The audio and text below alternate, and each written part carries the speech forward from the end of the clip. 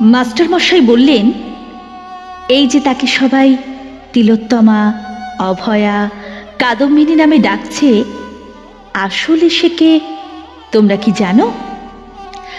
আমাদের মধ্যে কেউ বলল সে হলো দধিচি, কেউ বলল সে হলো সক্রেটিস কিংবা গ্যালিলিও, কেউ তাকে ব্রুনো বলে ডাকলো, কেউ তাকে ডাকলো বীরাঙ্গনা প্রীতিলতা নামে।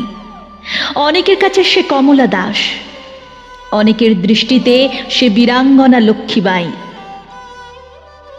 আমি বললাম, আসলে সে আমাদের আকাশ, যাকে আমরা হারিয়ে ফেলেছিলাম। সে আমাদের বিশ্বাস, যাকে আমরা বিসর্জন দিয়েছিলাম।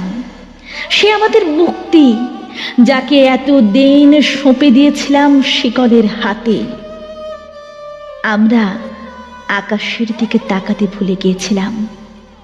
আমরা আচ্ছন্ন হয়েছিলাম নিজের নিজের বৃত্তে। সে আমাদের সোনার কাঠি।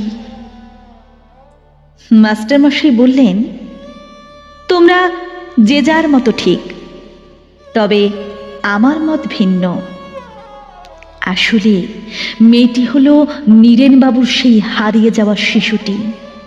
তাকে ওরা আটকে রেখেছিল, তাকে ওরা শিকল পরিয়ে রেখেছিল হাতে পায়ে, তার কণ্ঠকে ওরা স্তব্ধ করেছিল। আজ সে বেরিয়ে এসেছে কারাগার থেকে। তবে সে আজ আর শিশু নেই, সে এখন পা দিয়েছে তারুণ্যে। কিন্তু আজও সে নিষ্পাপ, আজও সে নির্ভয় নির্ভীক, আজও সে সত্য উচ্চারণে অকুণ্ঠ। আজ সে একা নয়, আজ হাজার হাজার কণ্ঠে, লক্ষ লক্ষ কণ্ঠে ধ্বনিত হচ্ছে তার উচ্চারণ। তোমরা শুনতে পাচ্ছ না? আমরা সকলে বললাম, পাচ্ছি স্যার, পাচ্ছি পাচ্ছি, শুনতে পাচ্ছি।